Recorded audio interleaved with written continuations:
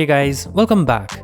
So it's been almost 2 months since the launch of iPhone 13 series and already there is a lot of information available regarding iPhone 14 lineup.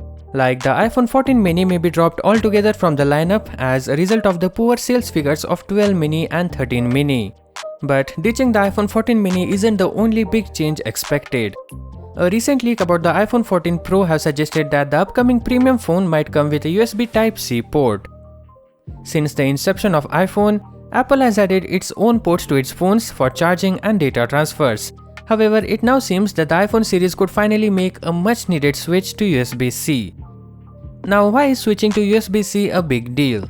Well, in addition to being widely used, the data transfer speeds of USB-C is much higher. Lightning cables still ship with USB 2.0 speeds. In the past, some iPad Pro models that featured USB Type-C port supports USB 3.0. So it isn't surprising if the company makes the shift with the iPhones as well in the near future.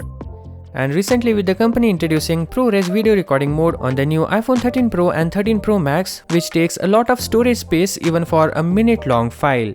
Hence, to allow quick transfers, Apple is reportedly planning to use the more common USB Type-C port on the iPhone 14 Pro. Also, the EU, that is European Union, made a push to make USB-C ports standard in all devices, and pressure is also expected to come from the Biden administration. So yeah, it's more likely that we will see the Type-C port on iPhone 14 Pro, and maybe later down the line even the standard models will support this tech. Next up, it's looking extremely likely that the notch is finally going away. Bloomberg's Mark Gurman, analyst Ross Young and ProRes leak-based renders effectively claim that the notch will be replaced by a punch-hole front-facing camera. So with the iPhone 14s, Apple's apparently going to move the Face ID tech under the display but keep the front camera above the display for the best possible quality. So altogether, the display will look clean without losing functionality.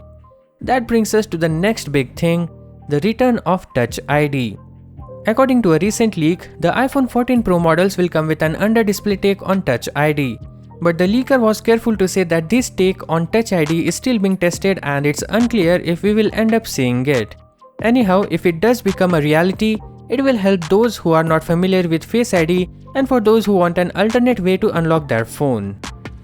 And finally, coming to the processor, each new iteration of the iPhone comes with an updated A series chip.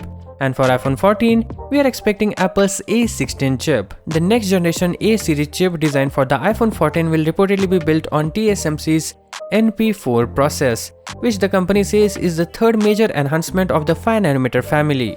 And the iPhone 14 models will use the Qualcomm Snapdragon X65 modem, which is the world's first 10GB 5G modem. So yeah, that's it for today. Hope to catch you in the next one. Peace out.